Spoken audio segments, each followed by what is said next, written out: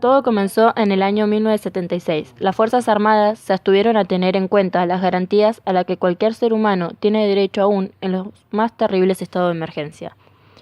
Tal es así que el derecho a la vida, a la integridad personal y al proceso de no sufrir condiciones inhumanas de detención fueron violadas de una manera sistemáticamente por la represión. Estas prácticas eran comunes a todas las dictaduras de América Latina. La táctica militar de hacer desaparecer a los opositores en un método represivo que se basa fundamentalmente en la producción del desconocimiento es por ello que, para saber qué pasó, recuperar la memoria para exigir la verdad se volvieron reclamos principales de las víctimas y de las organizaciones de derecho. Una de las consignas contadas en las marchas de protesta contra el gobierno militar, el lema era: los desaparecidos, que digan dónde están. Nos enfocaremos tanto en el contexto económico y social como también en el contexto de la educación entre los años 1976 a 1983. El Plan Económico iniciado en 1976 vino a quebrar un modelo industrialista y buscó la transformación de la matriz económica a largo plazo. El programa respondió a objetivos económicos y a objetivos políticos de disciplinamiento social. El fin era cortar de plano el avance de la clase trabajadora por una mayor porción del ingreso.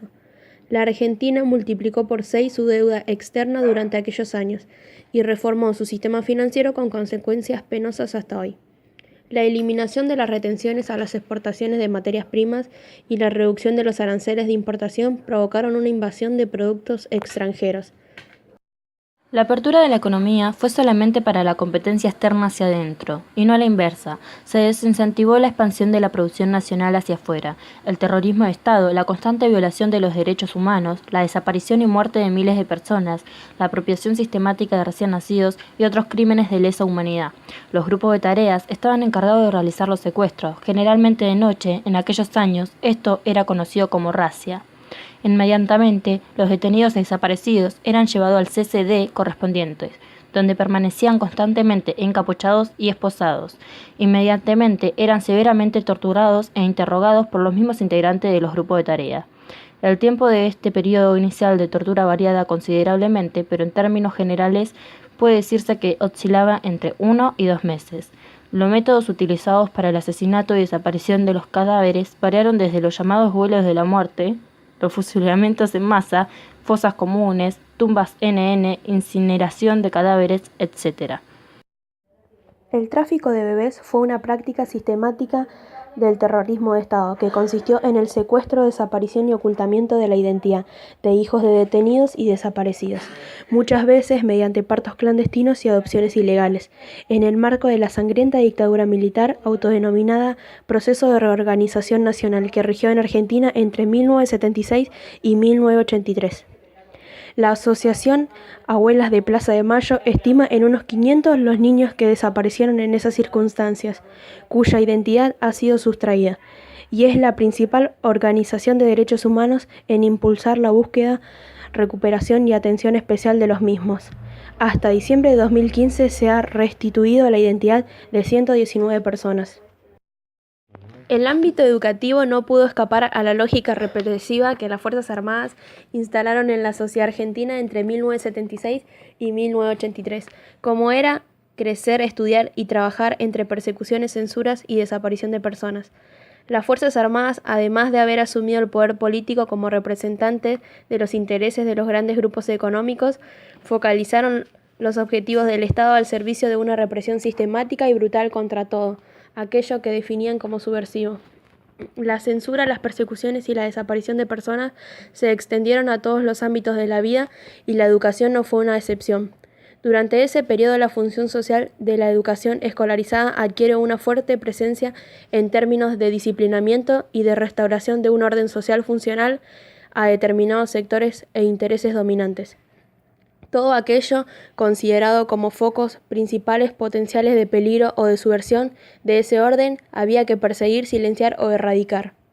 Los militares pretendían formar a su manera a aquellos que transitaban el sistema educativo con la finalidad de que estos crecieran y vivieran bajo valores considerados como elementales por el gobierno, como la disciplina, el orden, el respeto por los símbolos patrios tradicionales, familiares y religiosos. y no se desviaran de ello, a esa impronta de raíz autoritaria de la transmisión de contenidos tomando como referencia la concepción de un sujeto educativo pasivo y que acata órdenes. Se sumaron otro tipo de cuestiones. Se omitía o retiraba de los planes de estudio aquellas materias que daban posibilidad de opinión o debate sobre temas sociales plausibles de alterar ese orden, o bien se excluían las variantes críticas de los contenidos a tratar. La actitud de las comunidades educativas y sus autores ante la violación de los derechos humanos fue dispar. En algunos casos adhirieron críticamente al discurso oficial. En otros, solo los docentes que concordaban ideológicamente con el gobierno de facto podían manifestarse, mientras el resto optaba por el silencio. La posibilidad de expresarse y de manifestarse fue altamente censurada desde artistas, músicos, escritores, periodistas, etc. Entre ellos se encuentran actores y actrices muy reconocidos, como Norma Leandro, Luis Brandoni, Nacha Guevara, Víctor Laplace y Federico Lupi. En el grupo de los escritores, la dictadura agrupó al uruguayo Eduardo Galeano, Julio Cortázar, María Elena Walsh, entre otros. La lista negra se extiende también hacia músicos y compositores como Leonardo Fabio, Horacio Guaraní, Víctor Heredia, Mercedes Sosa, Charly García y León Gieco. El ámbito educativo, como otras esferas de la vida social y cultural, tampoco había podido escapar al actuar represivo de las Fuerzas Armadas. Para muchas personas que atravesaron esos años en una institución educativa, la convivencia en un clima de sanciones, expulsiones y sospechas solo podía ser sostenida por un ánimo de búsqueda de justicia y esperanza de libertad. La educación es una herramienta para cambiar las cosas. La ropa era celosamente supervisada en colores azul, gris o negro. El cabello recogido en las mujeres y los varones muy bien cortado. Hoy vemos esto en algunos colegios privados confesionales, pero no en las escuelas públicas. No significa tampoco que se deba permitir en democracia indumentarias indecorosas, pero sí el respeto hacia la propia imagen, tan importante en la adolescencia. El 24 de marzo de 1976, las Fuerzas Armadas usurparon nuestro país y derrocaron al gobierno. A causa de esto, se desarrollaron acciones de control, disciplina y violencia, nunca antes vistas. Fue un periodo que dejó como marca el secuestro, la tortura y el robo de bebés y la muerte y desaparición de miles y miles de argentinos, que se decía tener pensamiento diferente a ellos. Hubo alrededor de 60 centros clandestinos de detención que funcionaron en su momento para torturas y exterminios.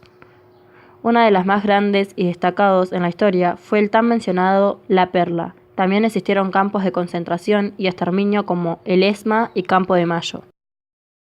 Luego de esta trágica etapa, se crearon organizaciones en defensa de los derechos humanos. Una gran y reconocida organización es la de Abuelas de Plaza de Mayo, cuyo objetivo es localizar y restituir a sus legítimas familias todos los niños robados. En la actualidad, a 40 años del golpe cívico-militar, las abuelas siguen buscando a sus nietos, hoy ya adultos. Son 121 el número de nietos encontrados, los cuales se han devuelto sus verdaderas identidades. Con todo esto, concluimos que el golpe militar de 1976 marcó un antes y un después en la historia argentina.